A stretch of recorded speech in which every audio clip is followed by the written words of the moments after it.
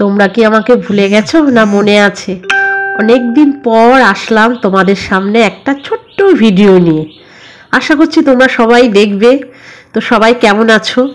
তো আমি ভিডিওটা শুরু করলাম। তো সেদিন দোকানে গেছি, দোকানে গিয়ে পেঁয়াজ চেয়েছি। তো পেঁয়াজের অনেক দাম বলে দোকানদার আমাকে বলল বাঁধাজু আছে, পেঁয়াজু নেই, বাঁধাজু আছে।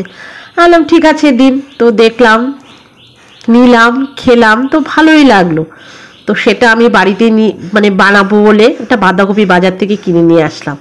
তো বাঁধাকপিটা আগে আমি সেদ্ধ করে নিলাম, তারপরে ওর মধ্যে আমি একে একে নুন, হলুদ, একটু আদার কুচি, তারপরে তোমার ধনে পাতা, আর একটু ময়দা, একটু চালের গুঁড়ি, আর একটু বেসন দিয়ে বেশ আচ্ছা করে, একটু কালো জিরেও দিলাম তার মধ্যে, বেশ আচ্ছা করে ওটাকে মাখলাম।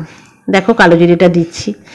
তো মেখে তার মধ্যে একটু জোয়ানও দিয়ে দিয়েছি, সেটা স্কিপ হয়ে গেছে।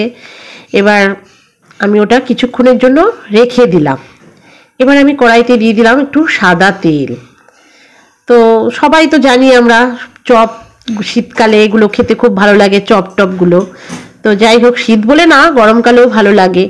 আর এই তেলের মধ্যে না একটু নুন দিয়ে দিয়েছি। এই নুনটা দেওয়ার কারণ কি বলতো, তাহলে তেলটা একটু কম টানবে।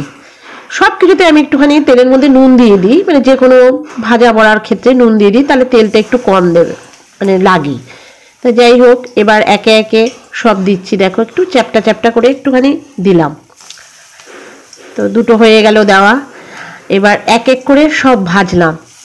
সত্যি এত ভালো লেগেছে খেতে, মানে পেঁয়াজির থেকেও ভালো।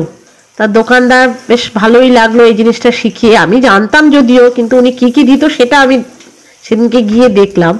তো যাক, খুব ভালো লাগলো। তোমরাও এরকম বানিয়ে খেও, আশা করছি ভালো লাগবে। তো কেমন লাগলো, অনেক দিন পর তো দিলাম। যদি ভালো লেগে থাকে অবশ্যই লাইক, শেয়ার, কমেন্ট করো।